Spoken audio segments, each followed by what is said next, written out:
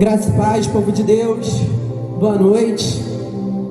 Queria convidar vocês a abrir a Bíblia de vocês e ler junto comigo o livro de Apocalipse,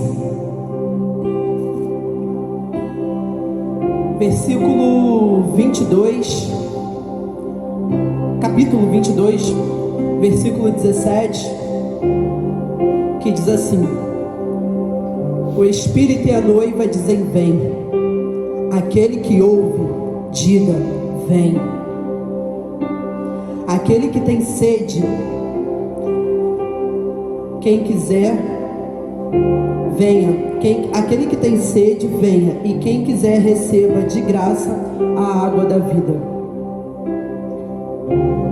Em dias como esses, que nós estamos vivenciando, que nós estamos sobrevivendo pela graça de Deus, pela misericórdia, porque se não fosse a misericórdia dele, nós já teríamos sido consumidos.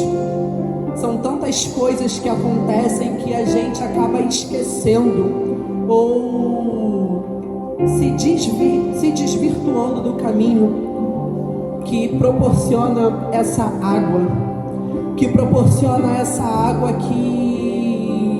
de caminho eterno, essa água que nos dá uma graça infinita, né? E hoje, eu não sei como é que está a sua vida, eu não sei como é que você está sobrevivendo a esses dias, eu não sei como é que está a sua fé, mas eu queria te encorajar, no nome de Jesus, a se levantar, a se colocar de joelho, da forma que você se sente mais à vontade com Deus,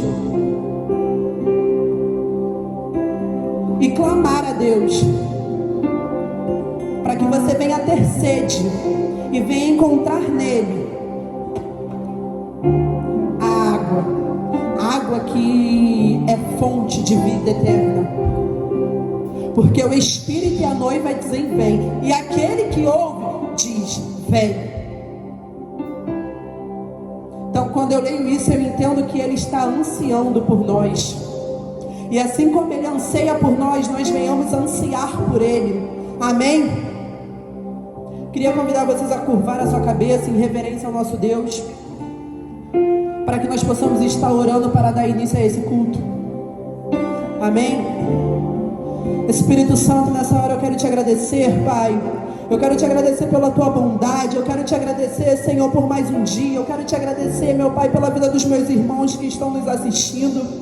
Deus, eu quero te pedir no nome de Jesus, Pai, que seja o Senhor, Pai, fazer-nos nós, Senhor, cada dia mais e mais sedento por Ti, Pai. Que nós venhamos estar sedento pela Tua presença, que nós venhamos estar sedento pela Tua palavra, que nós venhamos estar sedento pela Tua graça, sedento pela Tua misericórdia, Pai. Pai, em nome de Jesus, que nós venhamos procurar cada dia mais e mais olhar a Tua face, buscar a Tua face, Pai, preservar, guardar em Ti a nossa fé, Deus. Pai, em nome de Jesus, Pai, move os nossos corações. Em nome de Jesus, Pai, que nós venhamos Te amar cada dia mais e mais. Sustenta a nossa fé, Deus. Que nós venhamos, Deus, no nome de Jesus, Pai, nos mantermos firmes, Pai. Mesmo diante de todas as tribulações que acontecem, que nós venhamos ter esperança, alegria em Ti, Deus. Nós venhamos perseverar em oração, Pai, crendo que tudo isso já está se passando, meu Deus. Crendo, Pai, no nome de Jesus, Pai, que o nosso conforto, o nosso sustento, a nossa vida está em Ti, e nós não devemos temer, Senhor, mal algum, porque se nós temos a Ti, Pai, mal nenhum pode nos alcançar, Deus. Meu Pai, no nome de Jesus, eu quero profetizar na vida de todos aqueles que nos assistem, Deus. Vida de Deus, Pai, eu quero profetizar, Pai, no nome de Jesus, que haja, meu Pai, um renovo, meu Pai. Que o Senhor venha renovar a fé de cada um, meu Deus. Venha fazer dos meus irmãos, meu Pai, cada dia mais e mais sedento por Ti, meu Pai. Sedento, meu Pai, pela Tua presença, meu Pai. Sedento por um relacionamento, Pai, genuíno contigo, um arrependimento genuíno, Deus. Em nome de Jesus, meu meu Pai. Move os nossos corações. Toma o controle da nossa vida. Toma o controle da nossa mente, Pai. Em nome de Jesus, Pai, que nós venhamos crer, Pai, que o controle, o domínio da nossa vida está em Tuas mãos, Senhor. Em nome de Jesus.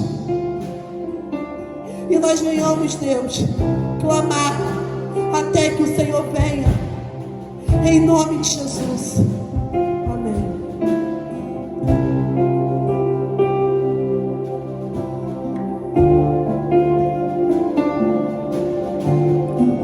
Aleluia, Santo, Santo.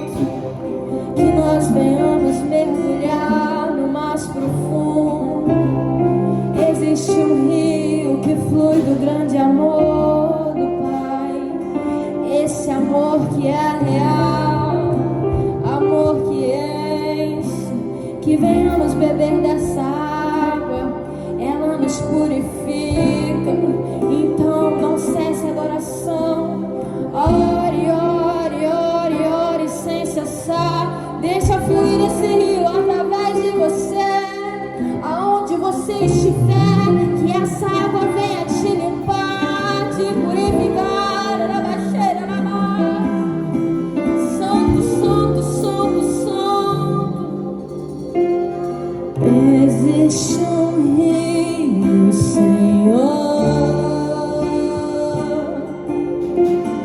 que flui do teu grande amor.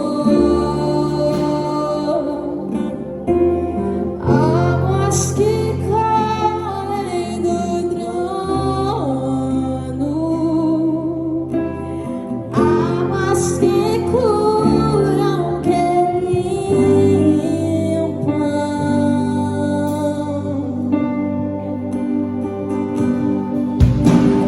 Por onde o rio passar, tudo vai transformar. Pois leva a vida do próprio Deus, e esse rio está neste lugar.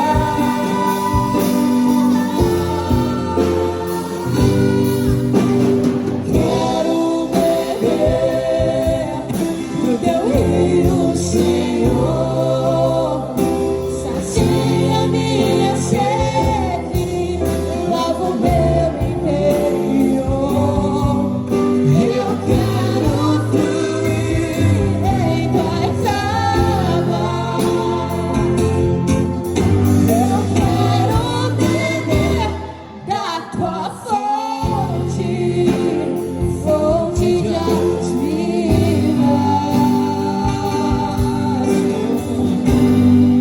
Tu és a fonte, Senhor. Ele é a fonte, tu és o Senhor.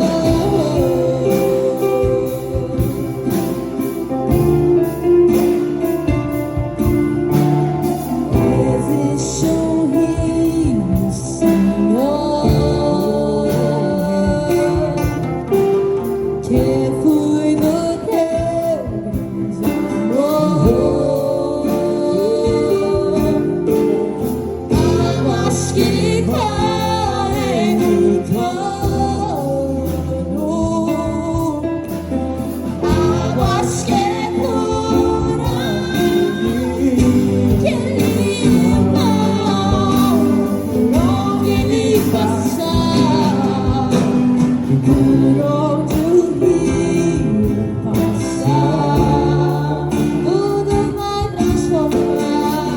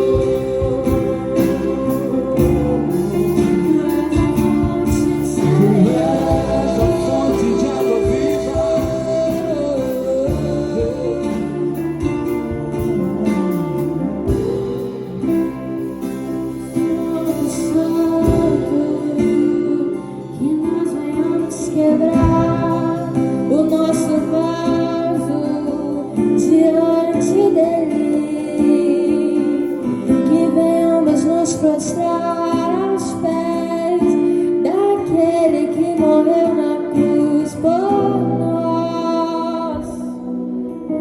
Diante dele venhamos estar, não importa o preço do perfume que vamos derramar, a presença dele vale muito mais. Oh, aleluia. Quebre o seu vaso diante da presença do Pai.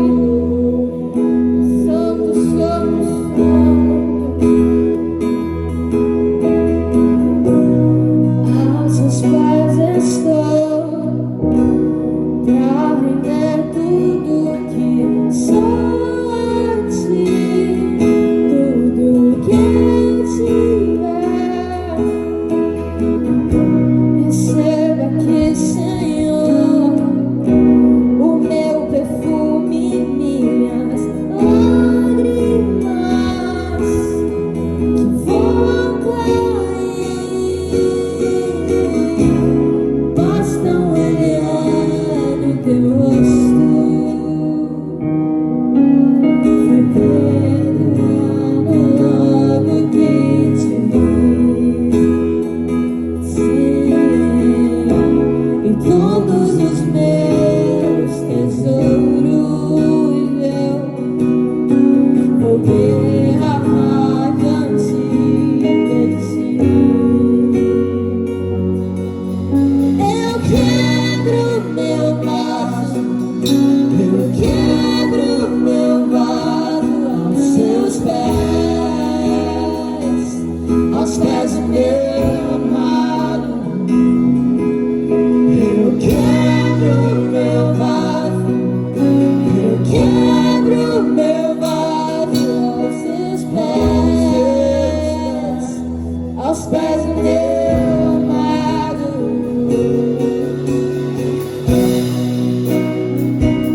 Vivemos quebrar o nosso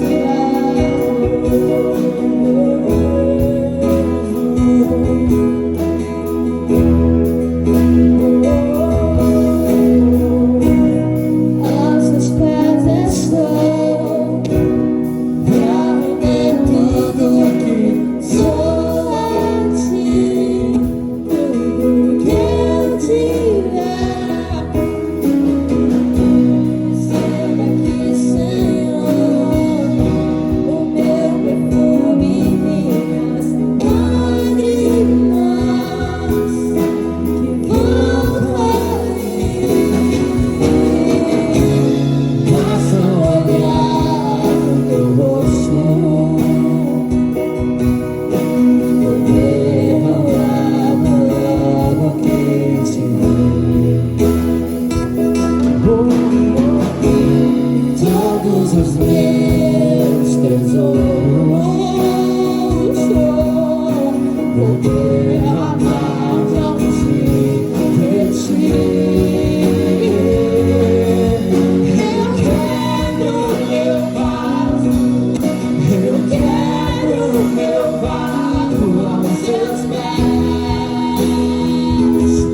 pés do meu amado. Eu quebro meu vaso, eu quebro meu vaso aos seus pés, eu quebro aos pés do meu amado. Eu quebro meu vaso, eu quebro meu vaso aos seus pés do meu amado. Eu quebro meu vaso, eu quebro meu vaso aos seus pés do meu amado.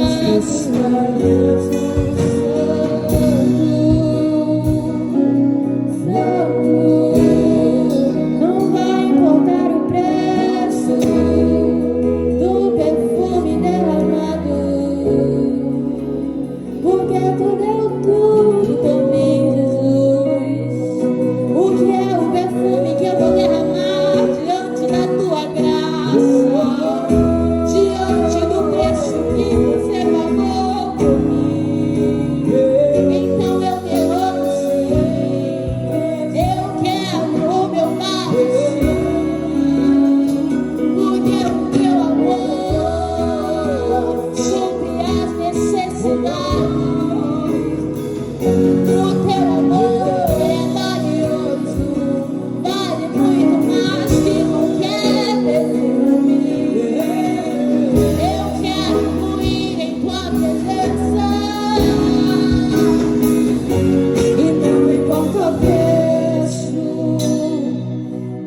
perfume derramado, tua presença vale mais, tua presença vale mais.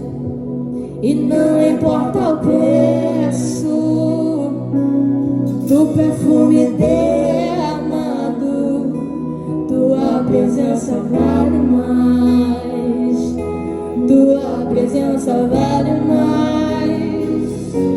E não importa o preço do perfume derramado, tua presença vale mais, muito mais. Tua presença vale muito mais.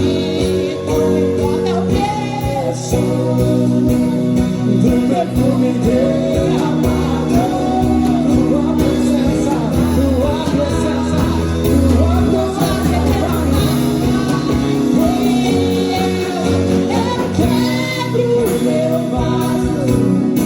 Eu quebro o meu vaso aos seus pés, aos pés do meu amado. Eu quebro o meu vaso, eu quebro o meu vaso aos seus pés, aos pés do meu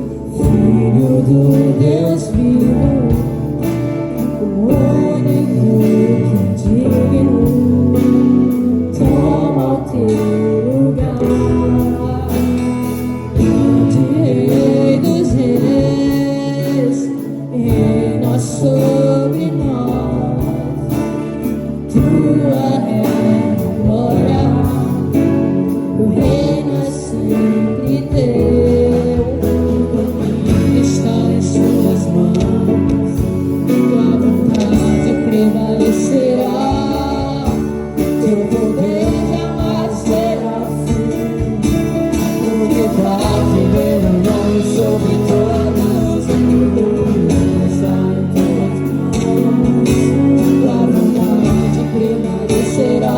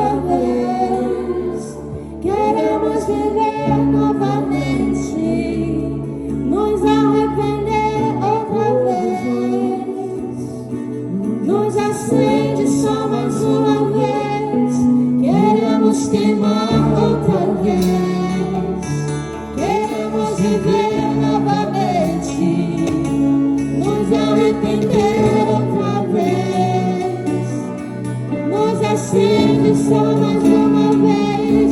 Jesus, batiza-nos, aviva-nos, aviva essa nação que precisa tanto de Ti. Oh Espírito Santo, Paizinho, nós te clamamos nessa hora. Vem e batiza-nos com o Espírito derramado. Vem, batiza-nos com fogo. Derrama, que limpa, que purifica. Derrama o teu fogo,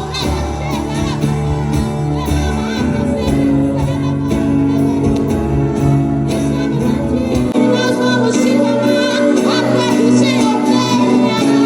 Pode essa nação é tua, como derramar. Entra pelas portas da cidade. Entra no redondo. Que os teus anjos venham passear por aqui, Jesus. Oh, nós estamos dispostos aqui, Senhor. Eis-nos aqui, Jesus. Envia-nos para fazer a sua missão. Que nós venhamos proclamar o teu reino. Nós estamos dispostos a nos entregar diante do teu altar.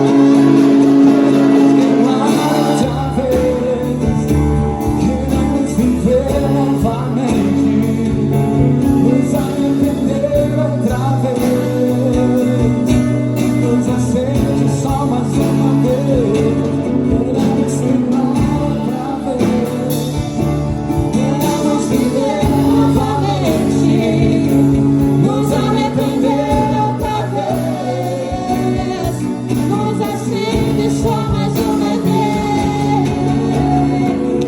A presença dele é real. Se você esteve frio ou morno, hoje você está pegando fogo, aquele fogo que consome, o fogo que nunca dorme. Ele veio, ele avivou, ele restaurou, ele limpou, ele derramou a água que precisava ser derramada, ele derramou o sol que precisava ser renovada. Oh, ele derramou um bálsamo de cura, ele derrama a cura. Esteja disponível, não pense em parar, continue, porque o preço que ele pagou foi por você. O amor dele é real, é verdadeiro. Ele derramou o sangue por você. Então hoje, que nós venhamos proclamar a vida dele e estamos preparados de postos, de coração puro, coração limpo, porque nós já fomos lavados de remido pelo sangue do Cordeiro. Então que hoje, nessa noite, temos de estar cientes e nunca paremos de adorar e proclamar a vida deles. Amém, amém, amém.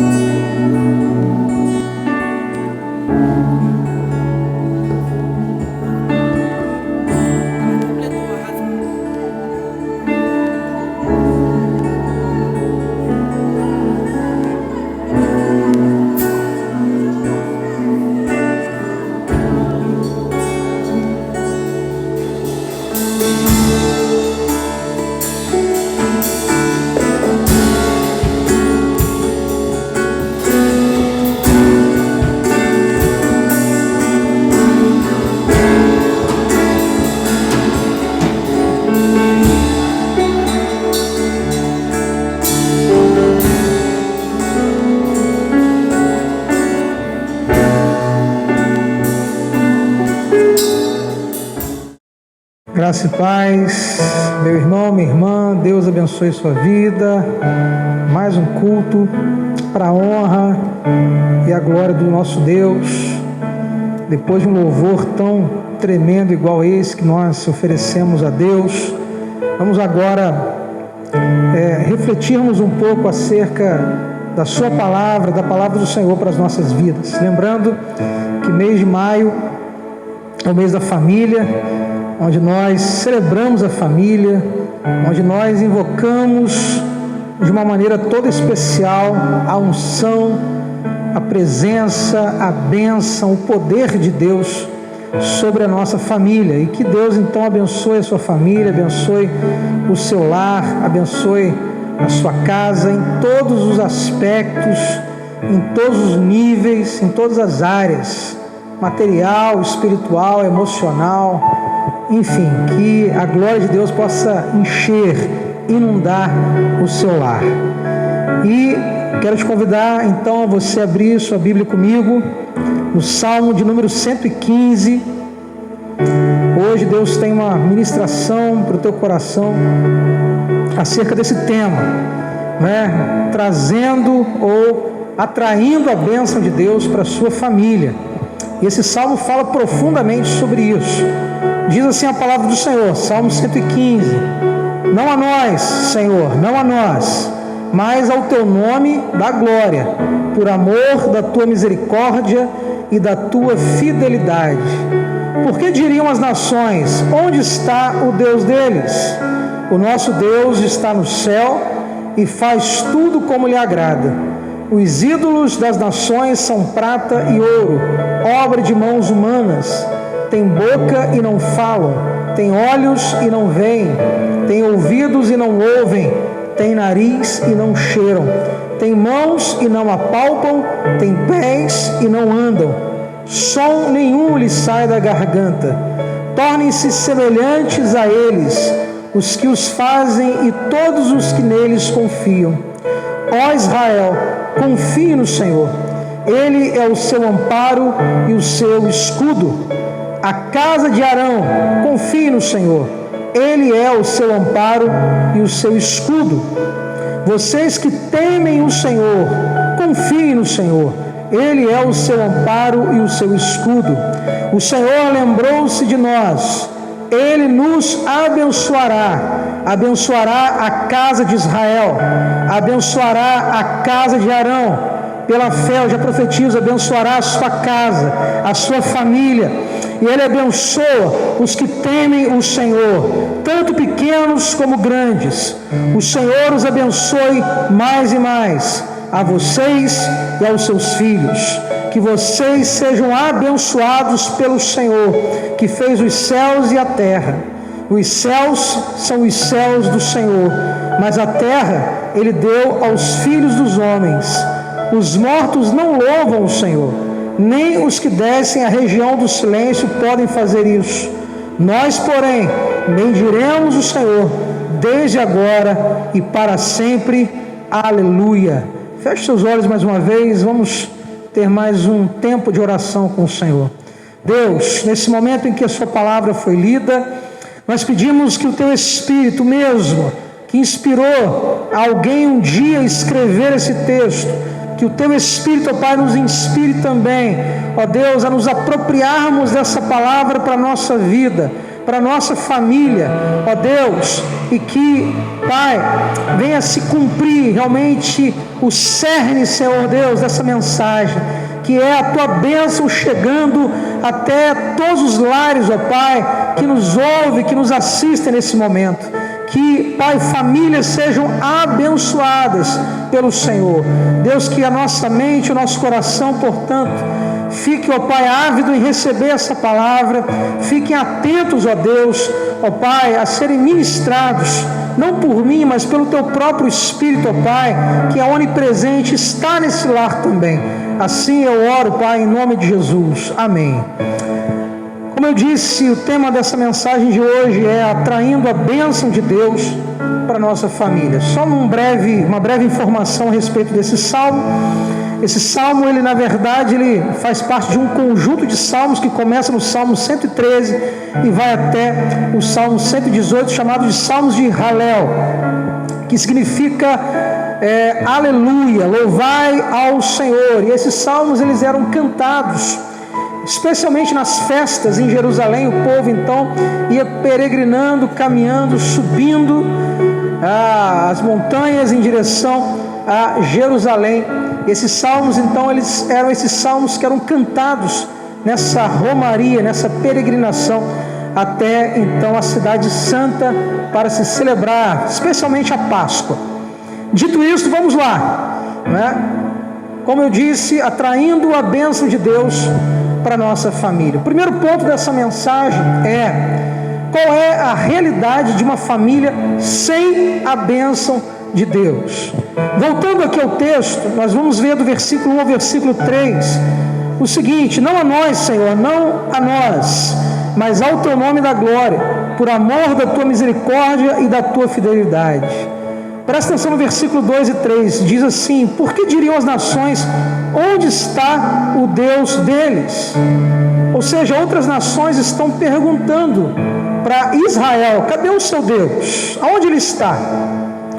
E aqui o salmista responde: nosso Deus está no céu e faz tudo como lhe agrada.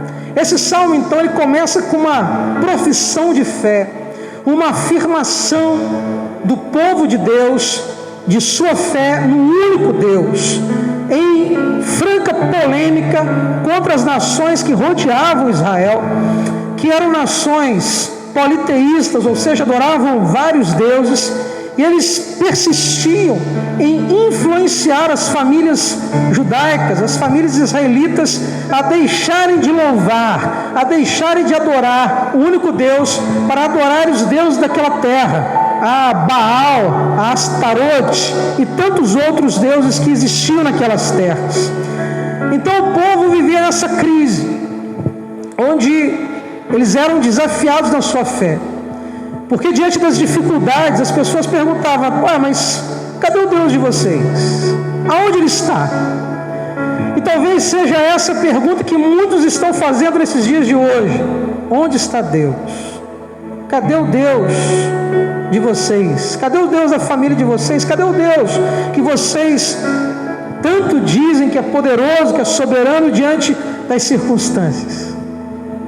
Da mesma maneira que o povo de Deus estava sob ataque, sob influência de outras nações, nós podemos dizer que até hoje o alvo do salmista, trazendo para o nosso contexto, são crises que as famílias passam. Eu não me refiro só à crise que nós estamos vivenciando hoje, mas várias famílias cristãs passando por muitas crises, onde a nossa fé tem sido provada, tem sido também arguída. Cadê a fé de vocês? Cadê o Deus de vocês? Até hoje nós somos desafiados em afirmar também a nossa fé. Isso porque, queridos, a família, por ser especial para Deus, a família por ser um projeto de Deus, a família que nasceu no coração de Deus, ela sempre esteve, sempre está e sempre estará sob ataque, vivendo sempre num contexto de crise. A gente percebe isso em todo o tempo. Aliás, não só a família, tudo que nasce do coração de Deus, tudo que é projeto de Deus, sempre vai ser atacado, porque Satanás ele sempre vai se levantar contra tudo aquilo que é de Deus.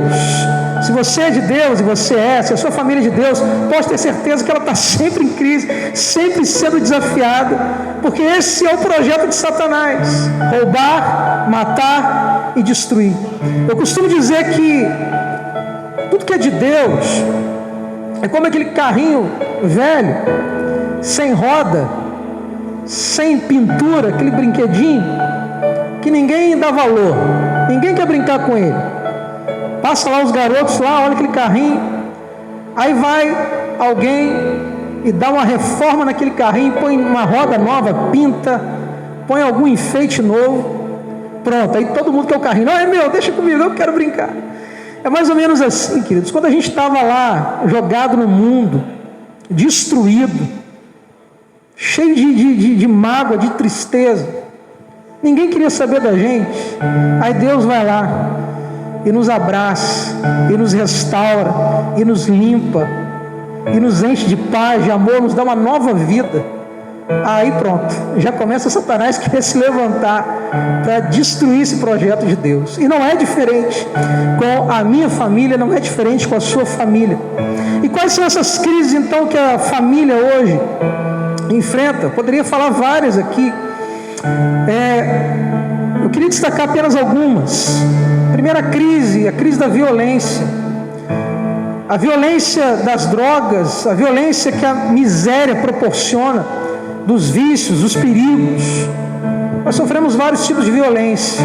Nós temos visto, inclusive, nesses dias, que muitas famílias, por conta do isolamento, estão confinadas em casa, E muitas mulheres passam agora a conviver mais tempo com seus maridos e começam a sofrer violência dentro da própria casa. Nós poderíamos também elencar aqui a crise dos chamados ismos. Vários ismos: humanismo, gnosticismo, marxismo, niilismo. Hoje os ismos da moda é comunismo versus conservadorismo. Não é? Que a gente fica escutando o tempo todo. Só que esse monte de ismo, ele vai roubando a presença de Deus da nossa casa. Inclusive eu quero abrir um parênteses: muitos cristãos que defendem com tanto ardor político A ou B, se com a mesma veemência, se com a mesma força testemunhasse Jesus Cristo, como defende um político, seja ele quem for, esse mundo estaria muito diferente. E a família, ela perdeu essa riqueza que é a própria presença de Deus dentro dos seus lares. Por quê? Porque esqueceram do próprio Deus. Procuramos Deus nas famílias hoje em dia e não achamos em quase nenhuma.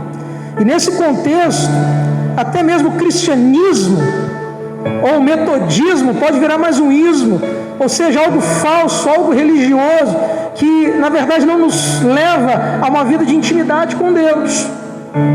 John Wesley, o fundador do movimento metodista, ele fala sobre isso. A grande preocupação de Wesley não era que o metodismo acabasse, era que o metodismo virasse uma religião sem unção, sem poder, sem intimidade com Deus.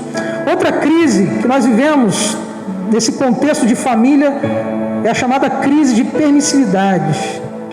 Caíram todos os padrões éticos e morais, não existe mais parâmetro. Vivemos um tempo que tudo é permitido. Aliás, essa é uma frase de Dostoiévski, né? Naquele livro Os Irmãos Karamazov: se Deus não existe, então tudo é permitido. Parece que nós estamos vivendo esses tempos hoje. Crise do consumo, onde o ter, ele se torna mais valioso do que o ser. Outro dia eu vi uma reportagem que afrouxaram lá as leis de isolamento em Florianópolis, e o primeiro lugar que as pessoas foram foi para o shopping. Uma fila de gente indo para o shopping. O shopping tem até cara de templo agora, né? Parece que é o local da adoração do Deus Mamon, o Deus do consumismo. Crise de autoridade. Muitos pais perderam autoridade sobre os seus filhos, porque eles se tornaram até piores do que os filhos. Não tem nem moral, não tem nem mais autoridade sobre os filhos. Crise de comunicação, ou seja, as famílias não se comunicam mais, não há mais diálogo, não há mais compartilhamento. Cada um vai para um canto, vai para a sala ver televisão, o outro pega o celular, o outro pega o tablet, cada um vivendo seu próprio mundo, isoladamente, dentro de um mesmo lar, dentro de uma mesma casa. E a Bíblia, queridos, a gente tem que ter assim clareza numa coisa: a Bíblia não trata a família como aqueles comerciais de margarina. Não sei porquê, comercial de margarina, começa o dia todo mundo feliz, né? Aquele dia bonito, aí todo mundo senta na mesa, pega o pão, aí abre um pote de margarina. Não sei porquê, né? Margarina causa esse efeito todo, né, nos comerciais. Mas a Bíblia não trata a família como algo assim que não tem problema, que não passa por crise. Pelo contrário, a gente vai ver na palavra de Deus crises em várias famílias de grandes homens e mulheres do Senhor. Por exemplo, a família de Abraão teve suas crises, a família de Davi e até mesmo a família de Jesus. A gente vai ver a família de Jesus muitas vezes se levantando contra ele. Então a Bíblia não esconde essas crises, ela não deixa de lado. Pelo contrário, ela trata dessas questões. Isso é uma boa notícia para nós, porque nós não precisamos carregar fardos de culpa a respeito de problemas que nós passamos também em nossa família. Pelo contrário, isso nos humaniza ainda mais e nos faz mais carentes, mais ainda tementes ao Senhor, que é o único que pode restaurar e abençoar a nossa casa. Então, se passamos por crise e dificuldades, é mais um sinal de que nós não devemos nem podemos desistir da nossa família. Segundo ponto: se o cenário ou a realidade da família sem Deus é uma realidade triste, cheia de crise. Então vem o segundo ponto. Para que a nossa família seja abençoada, nós temos que ser sacerdotes da nossa casa. Vou repetir para você. Você quer que a tua família seja abençoada? Então eu, você, todos nós devemos ser sacerdotes da nossa casa. Voltando para o texto, olha o que diz o versículo 9 e 10. Ó Israel, confie no Senhor. Ele é o seu amparo e o seu escudo. Versículo 10. A casa de Arão, confie no Senhor. Casa de Arão, confie no Senhor. Ele é o seu amparo e o seu escudo. A gente tem que entender, em primeiro lugar, o que significa essa expressão casa de Arão. Quem foi Arão, queridos? Arão foi o primeiro sumo sacerdote na Bíblia. Se você, por curiosidade, quiser abrir lá, Êxodo capítulo 28, versículo 1 e 2, diz assim: faze também vir para junto de ti, isso aqui é Deus falando para Moisés, né? Então faze também vir para junto de ti Arão, teu irmão, e seus filhos, os filhos de Arão, né? Com ele, e dentre os filhos de Israel, para me oficiarem como sacerdotes, a saber, Arão e seus filhos, Nadab, Abiú, Eleazar e Itamar. E fará vestes sagradas para Arão, teu irmão, para a glória e ornamento. Aí se a gente der um pulo até Hebreus capítulo 5, versículo 4, diz assim: ninguém, pois, toma esta honra para si mesmo, de ser sacerdote, senão quando chamado por Deus, como aconteceu com Arão. Então a casa de Arão é uma casa de sacerdotes. Como eu disse, Arão foi o primeiro sumo sacerdote que o povo de Israel teve. E, resumidamente, basicamente, o que um sacerdote fazia? Qual era o papel de um sacerdote? Ele era um mediador entre o povo e Deus. Se o profeta falava da parte de Deus para o povo, o sacerdote falava da parte do povo para Deus.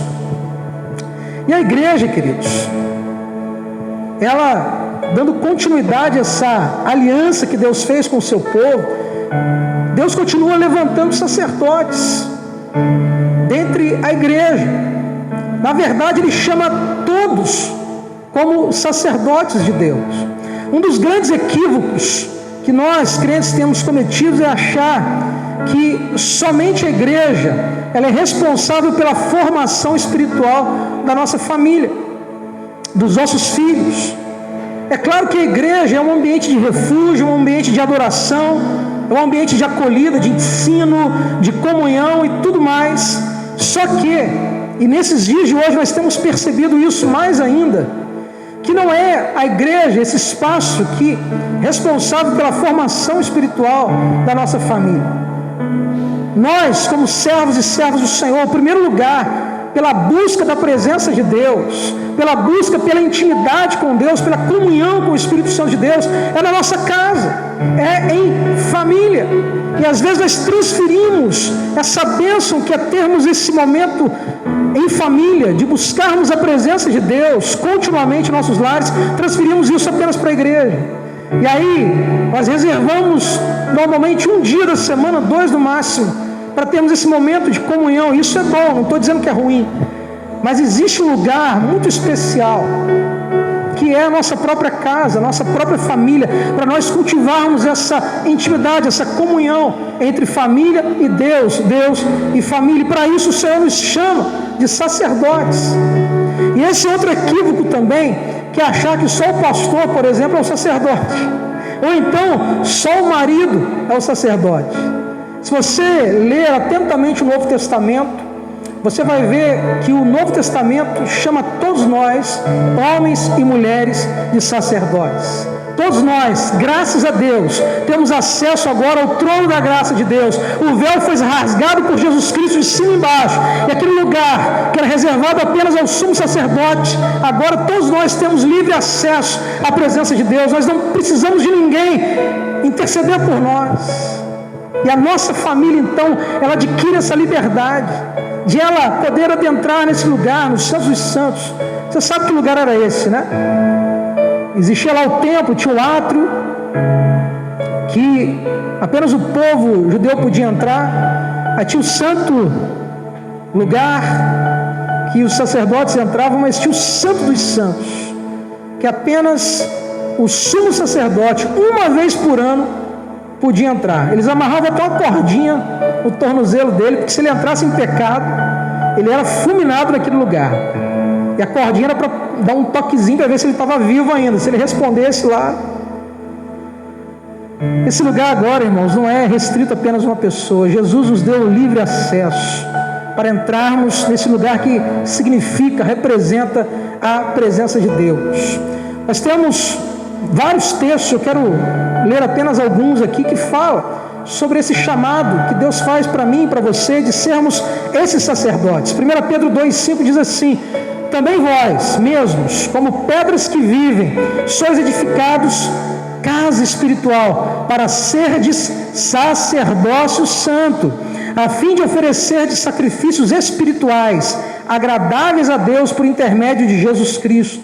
1 Pedro 2,9, muito conhecido, né? Vós, porém, sois raça eleita, sacerdócio real, nação santa, povo de propriedade exclusiva de Deus, a fim de proclamardes as virtudes daquele que vos chamou das trevas para a sua maravilhosa luz. Apocalipse capítulo 1, versículo 6, e nos constituiu o reino, sacerdotes para o seu Deus e Pai. Apocalipse capítulo 5, para ficarmos por aqui, né? E para o nosso Deus os constituíste reino e sacerdotes, e reinarão sobre a terra. Apenas alguns versículos para comprovar biblicamente que Deus te chamou, meu irmão, minha irmã, para ser um sacerdote dentro da sua casa, na sua família. Essa tarefa você não pode terceirizar, é você, sacerdote, sacerdotisa da sua casa. Agora, uma vez que nós temos pela palavra do Senhor a certeza, a convicção que nós fomos chamados para sermos sacerdotes da nossa casa, aí vem uma outra pergunta: que tipo de sacerdotes nós somos? A gente tem que entender algumas características ou algumas funções que um sacerdote fazia. Eu quero trazer isso para a nossa realidade dentro da nossa casa hoje. A primeira função sacerdotal era que o sacerdote do lar, ele tem que levar a sua família a uma vida de adoração. Assim como o sacerdote levava o povo à adoração a Deus, nós que fomos chamados como sacerdotes da nossa casa, nós também temos essa função de levar a nossa família a adorar a Deus. A questão é que, lembrando daquele versículo, né, João 4, que diz que Deus está à procura dos verdadeiros adoradores que o adoram de que forma? Em espírito e em verdade. E quando eu escuto esse texto, os verdadeiros adoradores que adoram em espírito e em verdade, eu entendo que existem 4 tipos de adoradores.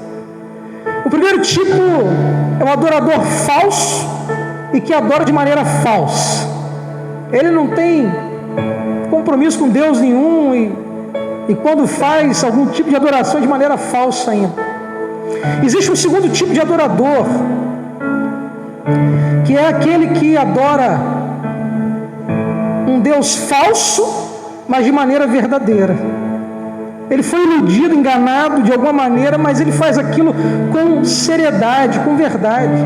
São pessoas que você vai ver aí em algumas religiões, eles são capazes de sacrifícios hercúleos, sobe montanhas de joelho, às vezes amarram bomba ao redor do corpo porque crê que uma divindade vai abençoá-lo na outra vida. A gente sabe que esse Deus é um Deus falso, mas aquele que adora esse Deus, ele faz de maneira verdadeira, por causa de cegueira espiritual. Agora eu quero te chamar a atenção, e aí tem tudo a ver com essa palavra e com a nossa realidade, é que existe também um terceiro tipo de adorador que adora o Deus verdadeiro, mas de maneira falsa.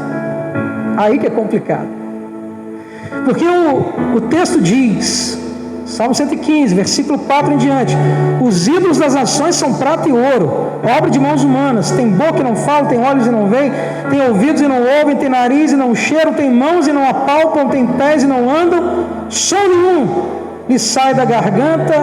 E o versículo 8 diz assim: tornem-se semelhantes a eles, os que os fazem e todos os que nele confiam.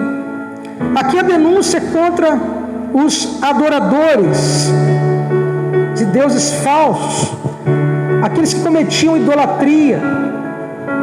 O texto fala a respeito de adoração de imagem, mas entenda uma coisa, idolatria nem sempre é adorar a imagem, porque talvez você fale assim, não, eu não tenho imagem nenhuma dentro de casa, eu não adoro nenhum.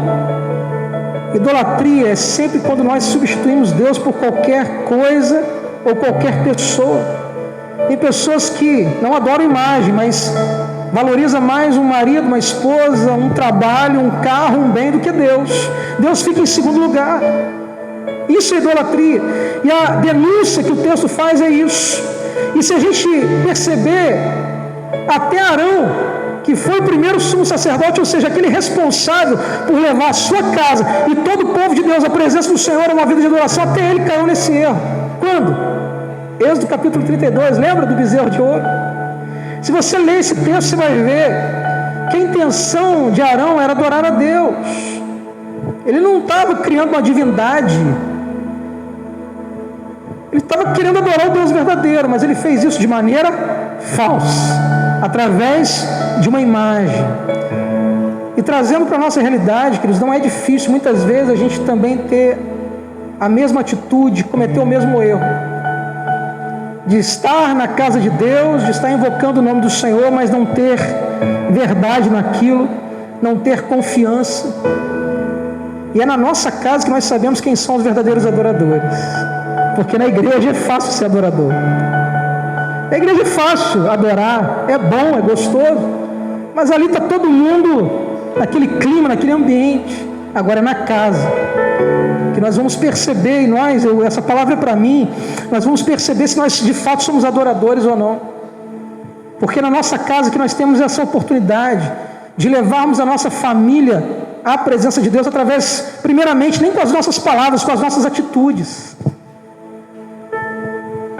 com os nossos atos. Muitos filhos, irmãos, têm resistência de vir à igreja porque o pai é uma coisa na igreja, mas em casa é outra coisa.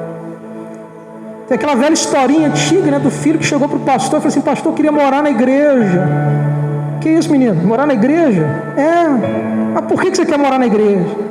Ah, porque meu pai, quando está na igreja, ele é uma benção. Ele trata todo mundo bem, me trata bem, mas em casa, só misericórdia. Ou então aquela história de um missionário, um presbítero de uma igreja, pregando. De repente para um caminhão na frente da igreja, começa a descer um monte de móveis. Ele começa a perceber que os móveis são muito parecidos com os deles. Até aquela geladeira vermelha que ninguém usa mais, ele desceu igualzinha dele. Quando ele foi ver, eram os móveis dele. Porque a esposa queria mudar para a igreja, porque na igreja era uma coisa. E é verdade isso. Quantas famílias em pé de guerra, queridos, não buscam a Deus, os pais não ensinam seus filhos, não tem um momento de oração, de devocional, de leitura da palavra, os pais não ensinam os filhos a ofertarem, a adorarem, a ler a Bíblia. Mas quando chega todo mundo, igual a propaganda da margarina, chega todo mundo na igreja feliz, dá a mãozinha, mas quando vai passear na rua, distância total. São nos lares, irmãos, que se revelam os verdadeiros adoradores. E são esses, segundo a palavra do Senhor, aqueles que confiam no Senhor, e não só quando estão no templo, mas principalmente na casa. Por quê? Porque confia no Senhor quem teme ao Senhor. Esse temer aqui, irmãos, é ter intimidade com Deus, ter uma vida de adoração. E é esse o verdadeiro adorador. É o quarto tipo, né, que adora a Deus em espírito e em verdade. São esses que Deus está à procura. Será que nessa procura Deus pode te encontrar nessa condição de ser esse verdadeiro adorador? Aleluia. Outra função dos sacerdotes também é que eles declaram a cura e a bênção na família. Essa era uma função do sacerdote antigamente, declarar a cura e declarar a bênção de Deus sobre as famílias, sobre o povo. E essa é a função desses sacerdotes, minha função, sua, que somos esses sacerdotes, de declarar a cura e a bênção de Deus sobre a nossa família.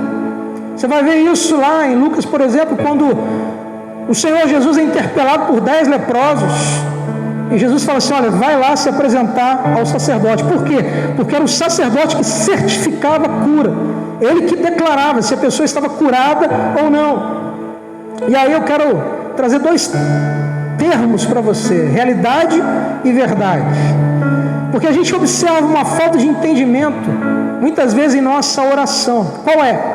A Bíblia mesmo fala que muitas vezes nós oramos e não recebemos. Por quê? Porque nós pedimos mal. E muitas vezes a gente não compreende o poder da oração e da intercessão e da declaração da cura e da bênção. Eu vou explicar isso. Muitas vezes a gente entende que a gente tem que orar até receber a resposta de Deus. Muitas vezes, irmãos, essa resposta vem logo, mas a nossa oração ela tem que ser até que Deus traga para nós uma revelação da vontade dele, seja no presente ou seja no futuro. E a partir do momento que nós temos essa convicção dessa revelação, nós agora começamos a viver a partir dela, declarando aquilo que Deus, pela fé, ele já fez, e é questão de tempo dele cumprir lá na frente. Isso é chamado de revelação profética. Nós oramos até enxergar a resposta de Deus pela fé. E depois de enxergar essa resposta, nós começamos agora a declarar pela mesma fé essa resposta, viver a partir daquilo que Deus já nos mostrou. Vou te dar um exemplo. Quando eu pastoreava uma igreja lá em Paracambi, a igreja estava em ruínas, literalmente. Tivemos que derrubar várias paredes. Eu morava na casa pastoral ao lado da igreja. Todo dia eu passava e só via ruína. Até um dia que eu clamei ao Senhor, Ele trouxe uma revelação. Ele me mostrou como seria o templo depois de reconstruído e reformado.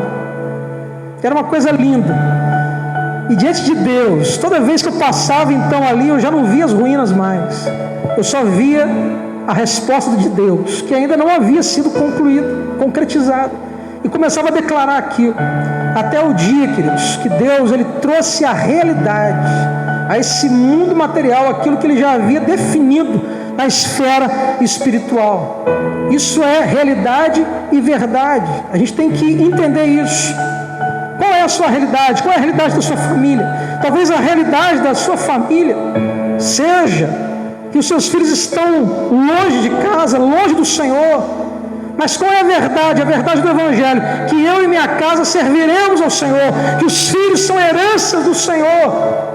Qual é a realidade da sua família? Enfermidade. Mas qual é a verdade? Que o Senhor Jesus já levou sobre Ele todas as nossas enfermidades. Então nós precisamos viver a partir da verdade revelada de Deus a nós, que vem pela palavra do Senhor. E o sacerdote ele declara então a bênção de Deus, não a partir de uma realidade, mas a partir da verdade, da revelação de Deus sobre nós. E se nós não vivermos dessa forma, é muito difícil caminharmos na presença de Deus, porque a realidade muitas vezes é dura, e a realidade nos faz até murmurar. Chega uma hora que a gente começa a falar: está tudo ruim, não tem jeito, está tudo difícil, está tudo acabado. Isso é alguém que vive a partir da realidade. Mas o sacerdote, ele vive a partir da verdade, da revelação dada a nós por Deus. Uma terceira função do sacerdote era andar em conformidade com a palavra e ensinar a palavra de Deus ao povo, especialmente no período do segundo templo, onde já não havia mais reis, não havia mais os juízes, praticamente os sacerdotes eram aqueles que ensinavam a palavra de Deus ao povo. E nós hoje, como sacerdotes da nossa casa, nós temos também esse chamado de Deus de ensinar a palavra do Senhor à nossa família, sermos porta-vozes dessa palavra em nossa casa. Repito, antes de falar qualquer versículo, em primeiro lugar, vivermos essa palavra, colocarmos ela em prática em nossa vida em primeiro lugar. Nós vamos ver no livro de Marcos, por exemplo, aquele relato, Marcos 5, 27 em diante, que existia Marcos 5, 25 em diante, uma mulher que sofria de uma hemorragia, e ela já havia gasto todo o seu dinheiro, todos os seus recursos. E um dia ela ouviu falar que Jesus estava passando naquele lugar, E ela correu todos os riscos, porque aquela mulher sofria muito. Uma mulher que estava no período menstrual, aquela mulher estava 12 anos com hemorragia, ela não podia tocar nada. Então o sofrimento, o flagelo dela não era apenas físico, mas era espiritual, porque era considerada uma pecadora. Ela não podia ter relação com o esposo, e tudo que ela tocasse dentro de casa era considerado impuro. Olha o sofrimento dessa mulher durante 12 anos. E ela toma uma decisão, ela vai até Jesus. E no versículo 27 do capítulo 5 de Marcos, diz assim: tendo ouvido a fama de Jesus, vindo por trás dele, por entre a multidão, tocou-lhe a veste, porque dizia, olha o pensamento dessa mulher, e ela ali já tinha virado uma sacerdotisa da sua casa: se eu apenas lhe tocar as vestes, ficarei curada. Você já parou para pensar por que essa mulher teve essa ideia de tocar só nas vestes de Jesus? Se a gente pensar bem, tocar nas vestes, a pessoa tinha que se dobrar. Tinha muita gente ali, era mais difícil. Podia tocar no ombro, que era mais fácil. Tocar no braço, na cintura, em qualquer lugar. Mas por que tocar nas orlas das vestes? Porque ali diz orlas, né? Muitas traduções. Porque Números capítulo 15, versículo 37, a gente tem que ler esse versículo para entender esse texto.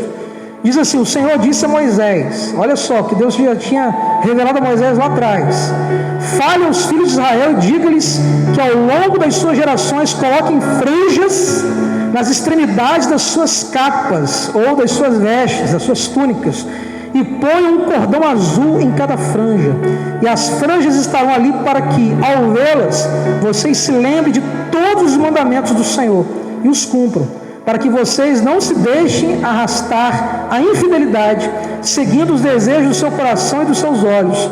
As franjas estarão ali para que vocês se lembrem de todos os meus mandamentos, os cumpram e sejam santos ao Deus de vocês. Eu sou o Senhor, o Deus de vocês, que os tirei da terra do Egito para ser o Deus de vocês. Eu sou o Senhor, o Deus de vocês. Jesus era um judeu, irmãos. A gente acha que Jesus era um judeu, e como todo judeu, ele seguia as leis de Moisés. E ele, na sua túnica, tinha franjas, e tinha toda essa borda azul que lembrava os mandamentos de Deus. Aquela mulher, então, a tocar nas orlas da veste de Jesus, ela estava acessando a palavra, os mandamentos de Deus, as promessas de Deus que estão contidas na Bíblia. Então, como sacerdotes, queridos, nós temos da mesma maneira que tocar em Deus através da palavra, nós cumprimos e obedecemos a palavra do Senhor, porque muitas vezes nós queremos todas as promessas, e tem muitas, várias promessas de Deus. Eu quero as promessas de Deus para a minha vida, para a minha família, você não quer? Só que para alcançarmos essas promessas, nós temos que ser obedientes à palavra do Senhor. O sacerdote do lar, ele precisa obedecer a palavra. Ele só quer o bônus, só quer o presente, só quer os benefícios.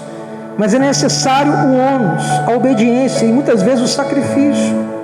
Precisamos, como sacerdotes, levar a nossa família a uma vida de obediência à palavra de Deus. Eu desafio a você, irmãos, e é um desafio mesmo, que quando somos fiéis à palavra do Senhor, a Bíblia tem muitos ensinamentos a respeito de termos uma família abençoada. Repito, você quer ter uma família de bênção, seja fiel, obediente à palavra do Senhor. Aqui tem conselhos para que os filhos vivam muito, se honrarem seus pais. Aqui tem conselhos para que um casal seja feliz. Quando a mulher se submete ao marido, mas o marido, ele ama a esposa como Cristo amou a igreja, olha aí. E por aí vai. Eu desafio a dizer, eu arrisco a dizer, que muitas vezes nós sofremos, porque nós muitas vezes somos desobedientes à palavra. Mas no momento em que nós entendemos que somos chamados a sermos sacerdotes do nosso lar, nós precisamos também, como sacerdotes, de assumirmos essa função e essa obrigação, de sermos cumpridores e portadores da mensagem do Evangelho. Muitos já relegaram essa mensagem a um texto antiquado, sem valor, careta, às vezes até preconceituoso, mas a palavra do Senhor, ela se atualiza a cada dia. E por fim, a casa sacerdotal, a casa de sacerdotes, ela atrai a bênção de Deus. Versículos 12 a 14, deixa eu acelerar aqui, do Salmo 115 diz assim: o Senhor lembrou-se de nós, Ele nos abençoará, abençoará a casa de Israel, abençoará a casa de Arão, e Ele abençoa os que temem o Senhor, tanto pequenos quanto grandes. O Senhor os abençoe mais e mais, a vocês e aos seus filhos. Versículo 12, repetindo: o Senhor lembrou-se de nós. Todas as vezes que essa expressão aparece na Bíblia, o Senhor lembrou-se de alguém, significa não que Deus tenha esquecido em algum momento, mas que Deus, Ele concede uma atenção especial àquela pessoa a qual Ele se lembrou. Se você pegar Gênesis capítulo 8, versículo 1, vai dizer que o Senhor se lembrou de Noé. Isso significa que Deus, Ele deu uma atenção especial a Noé. E quando a palavra diz que Deus se lembra da casa de Arão, da casa dos sacerdotes, significa que Deus está lembrando de você. Deus não esqueceu, querido, das suas aflições, das suas necessidades. Pelo contrário, Deus continua se lembrando da minha família, da sua família. E quando Deus se lembra, Ele dá uma atenção especial. Ele vem com o seu livramento, Ele vem com a sua bênção. Aleluia, glória a Deus. Louvado seja o nome do Senhor. Encerrando, os mortos não louvam o Senhor, e nem os que descem a região do silêncio podem fazer isso. Nós, porém, bendiremos o Senhor desde agora e para sempre. Como pastor, eu já fiz muitos velórios, e infelizmente a gente muitas vezes testifica pessoas, ao se depararem com o pai, com a mãe, com o familiar morto, chora não pela perda somente, mas pelo remorso de ter levado tanta mágoa, tantas coisas, e não ter tido um tempo de perdão, de reconciliação, de restauração. O tempo de fazermos algo pela nossa família é agora, queridos, enquanto estamos vivos. Depois que morre já é. Você vai carregar fardo de culpa, de remorso. Esse é o tempo de nós sermos esses sacerdotes que intercedemos pela nossa família, que levamos a nossa família à presença de Deus e atraímos, portanto, a bênção de Deus à nossa família. Que Deus abençoe a tua casa, que Deus abençoe a sua família e que encha a tua família de graça, de misericórdia, de unção, de prosperidade. Você que é sacerdote, sacerdotisa da tua casa, Deus te abençoe.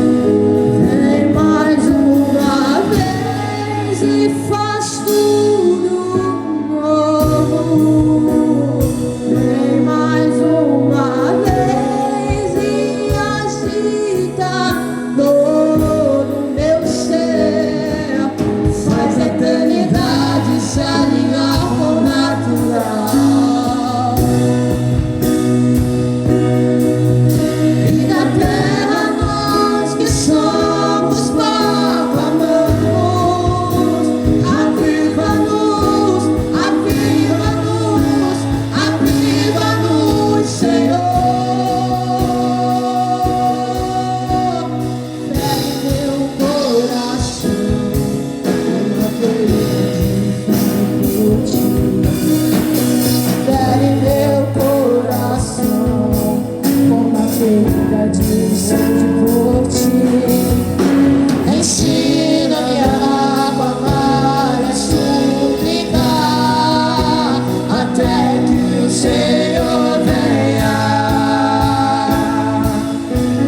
Fere meu coração, Senhor, fere meu coração, como uma ferida de fome por ti. Fere meu coração,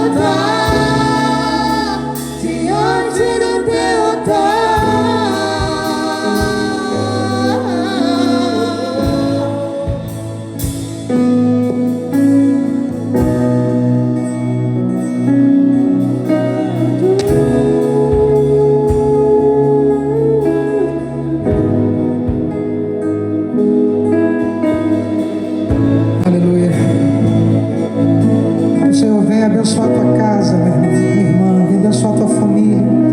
Senhor, restaura esse lar nessa noite. Senhor, restaura esse casamento. Restaura, Senhor, a comunhão de filhos com os pais com os filhos, Senhor. Entra, Pai, na área material também, Senhor. Tu és o Jeová Jireh, o Deus da nossa provisão. Deus, a tua palavra diz que nunca vi um justo mendigar o pão. Cumpra, Senhor, a tua palavra sobre as nossas famílias, sobre a nossa casa. Senhor, entra com providência emocional, especialmente aqueles, ó Pai, que estão angustiados, aflitos, ansiosos, até mesmo deprimidos. Senhor, entra, Pai, em cada coração, Senhor. Restaura, levanta, aviva, Senhor, em nome do Senhor Jesus. E que o amor de Deus Pai, o amor de Deus Filho, o amor de Deus Espírito seja sobre a sua casa, seja sobre a sua família e seja sobre todo o povo de Deus espalhado sobre a face da terra, hoje e para todo sempre. Amém e amém. Deus abençoe a sua vida. Não esquece de você curtir o vídeo, porque isso aí aumenta a visualização. Compartilha.